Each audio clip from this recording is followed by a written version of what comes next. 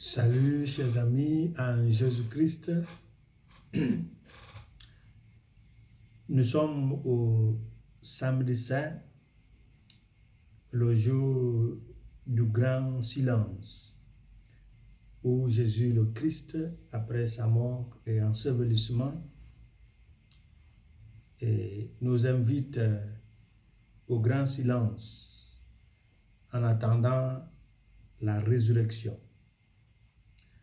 Pour la méditation d'aujourd'hui, je préfère vous présenter quelques lignes autour de la veillée pascale. Jésus a terrassé la puissance de la mort. Jésus a terrassé la puissance de la mort. Et dans la liturgie de cette nuit des nuits, nous célébrons la victoire de la lumière contre les ténèbres, de la vie contre la mort, de la liberté contre l'esclavage du péché. Et la veillée pascale comporte 3 parties, à savoir la liturgie de la lumière et l'annonce de l'Ézouthète ou l'annonce de la Pâque. Deuxième partie, c'est la liturgie de la parole. Suite, troisième, la liturgie baptismale.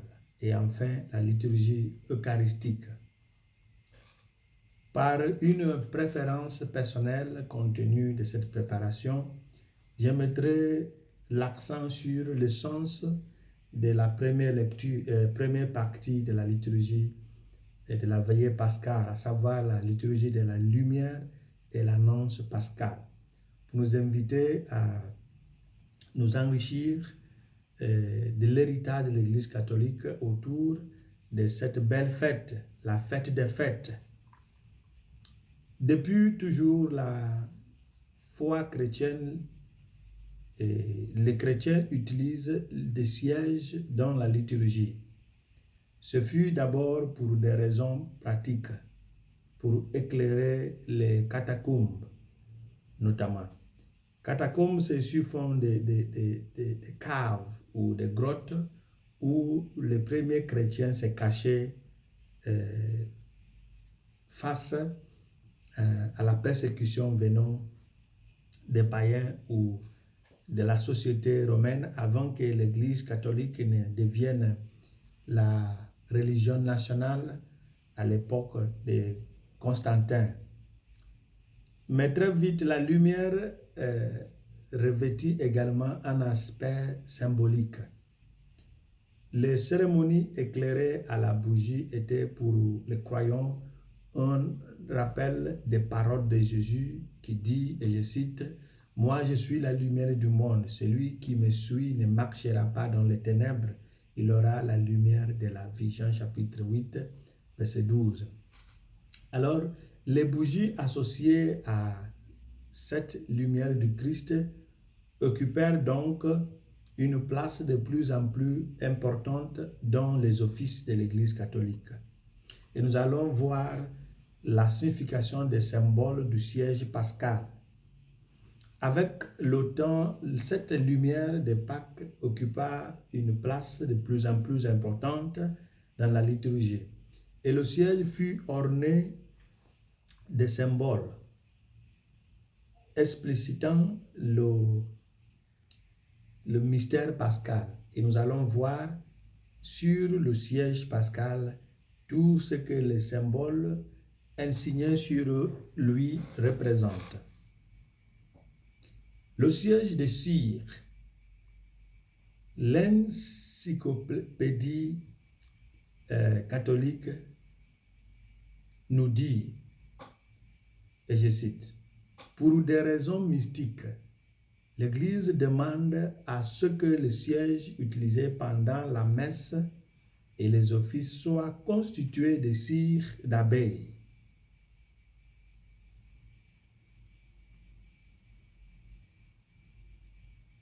La cire pure, extraite des fleurs par les abeilles, évoque la chair pure du Christ, reçue de la Vierge Marie, sa mère.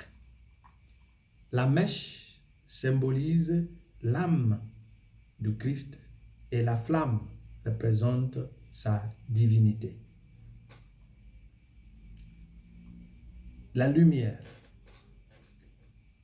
La phrase que dit le prêtre au moment où il allume le siège pascal résume parfaitement le symbole. Que la lumière du Christ ressuscitant dans la gloire dissipe les ténèbres de notre cœur et notre esprit. Fin de citation. Le siège représente le Christ, la lumière du monde. Du siège pascal sont allumés tous les autres sièges de l'Église, ceci pour montrer que Jésus est à la source de notre lumière. La flamme. La flamme du siège pascal évoque la colonne de feu, ouvrant la voie au peuple d'Israël fuyant les Égyptiens au chapitre 13 de l'Exode, verset 21, qui est également évoqué dans le texte de l'Exode. C'est la nuit où le feu d'une colonne lumineuse repoussait les ténèbres du péché. Nous passons à la croix, parce qu'il y a l'insigne de la croix sur le siège. La croix, instrument par lequel Jésus a sauvé le monde de la mort et du péché, est le symbole ultime du Christ. Sur ce siège, nous avons l'alpha et l'oméga, la première lettre grecque et la dernière. On retrouve souvent ces deux lettres grecques dans l'iconographie chrétienne.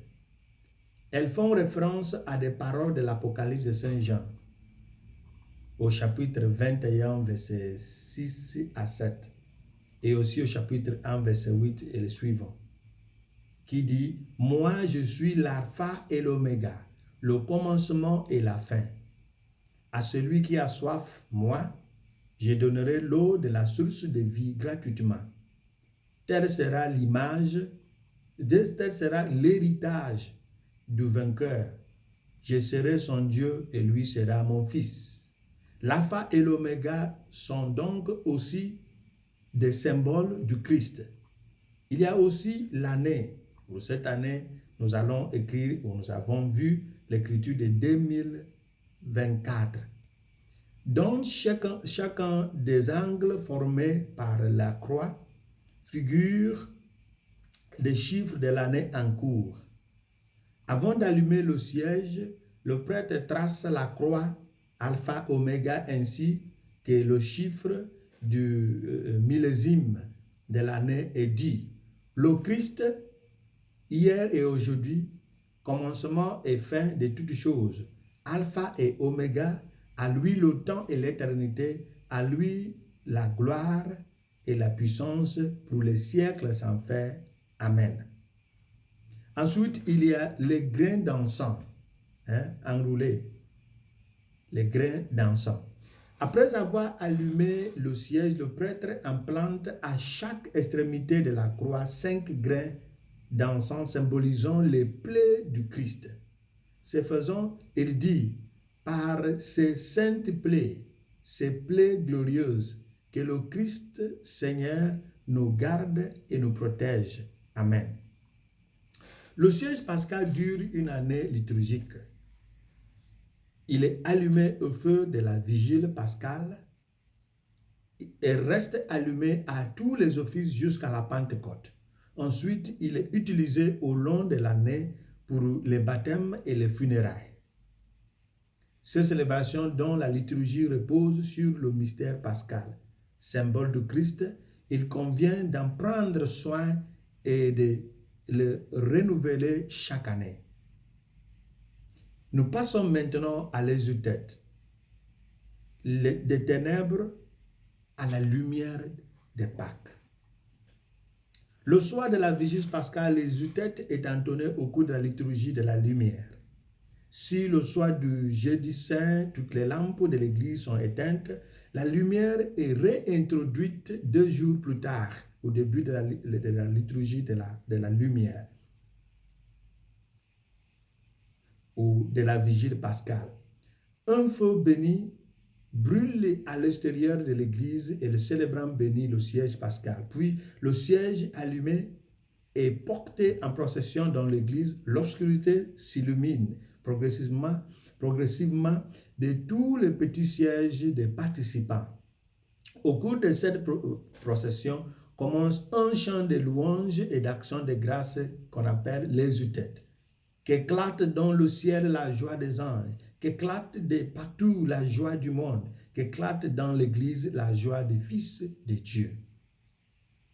Chers frères et sœurs, proclamé au pied du siège pascal, l'exultète annonce la résurrection du Christ et l'accomplissement des Écritures.